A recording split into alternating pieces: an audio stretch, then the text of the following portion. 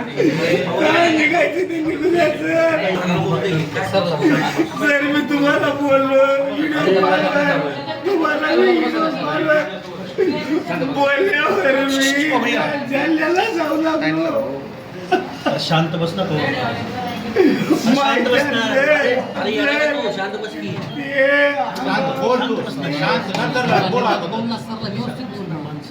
काय प्रकार झाला आपल्या सहकार्याला मारहाण झाली? खरं तर मी पुण्यामध्ये होतो, हॉस्पिटलमध्ये ॲडमिट होतो. तो जालन्याच्या धनगर समाजाच्या मोर्चाला मी निघालो म्हणून तो तिथून निघून आला. खरं तर तो गंगाखेड मार्गे माजलगाव मार्गे तो जालन्याकडे निघालेला होता आणि एका हॉटेलमध्ये जेवायचं म्हणून थांबला.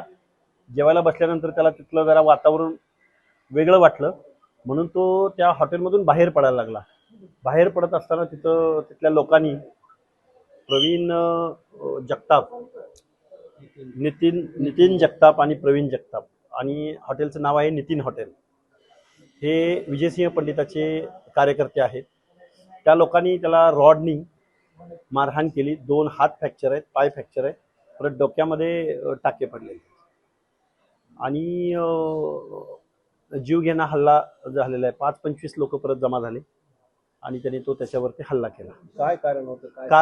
कारण काहीच नाही, फक्त गेवराईला आमच्या बरोबर तो असायचा आणि तो भाषणं वगैरे करायचा आणि त्यालाही कल्पना नव्हती की हे हॉटेल कोणाचं आहे काय आहे. तो फक्त जालन्याला धनगर समाजाच्या मोर्चाला जात असताना फक्त जेवायला म्हणून त्या हॉटेलमध्ये थांबला.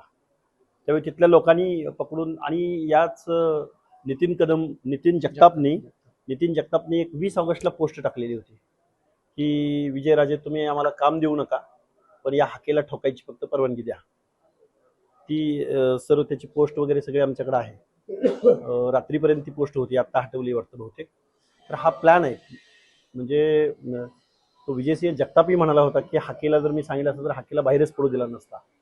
हे ओबीसीच्या हक्क अधिकाराची भाषा आम्ही बोलतोय, चळवळ करतोय.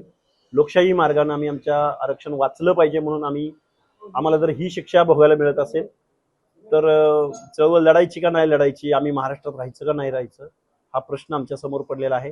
कारण प्रत्येक तरुणाच्या मनामध्ये भीतीचं वातावरण आहे, दहशतीचं वातावरण आहे आणि विशेष करून मराठवाड्यातल्या प्रत्येक तरुणाला असं वाटतंय एका बाजूला प्रचंड या शासनानं आपलं आरक्षण घालवलंय ही भावना आहे आणि दुसऱ्या बाजूला कोण बोलेल, कोण आवाज उठवेल, कोण भाषण करेल त्याला मारहाण करायची ही नीती इथं म्हणजे दडपशाही आणि झुंडशाही इथं चालू आहे असं मला वाटतं.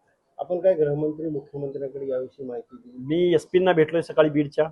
एसपींना ही वस्तुस्थिती सांगितलेली आहे. कलमं जेवढी कठोरातली कठोर कलम आहे तरी ते लावलेली आम्ही बघितलेले. 302 सारखं कलम लागलेलं आहे. आज संध्याकाळ 307 सारखं कलम लागलेलं आहे आणि कामत साहेबांनी आम्हाला सकाळी सांगितलंय संध्याकाळपर्यंत आम्ही आरोपीला अटक करत आहोत.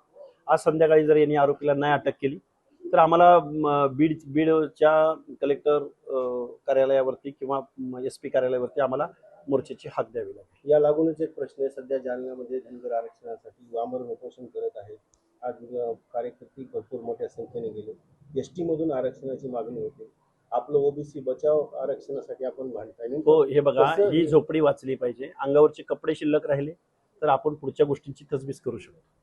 जे मंडल आयोगानं संविधानानं डॉक्टर बाबासाहेब आंबेडकरांनी जे दिलंय, ज्याच्यातून आपली लेकरबाळं आता सध्या नोकऱ्या किंवा शिक्षण घेत आहेत, ते वाचवणं सुद्धा तितकंच गरजेचं आहे.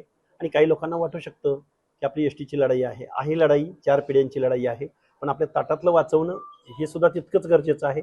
त्यामुळं इथला सुशिक्षित वर्ग सुज्ञ आहे, त्याला कळतं काय करायचं आणि काय नाही करायचं. त्यामुळे ST आणि OBC असं काही वाद असण्याचं काहीच कारण नाही. दोन्हीकडे सेम क्राऊड आहे आणि आरक्षण वाचवण्यासाठी तेवढ्याच ताकदीने इथला सर्व OBC प्रवर्ग उतरेल एवढी मला आशा आहे. ABP माझा, उघडा डोळे बघा नीट.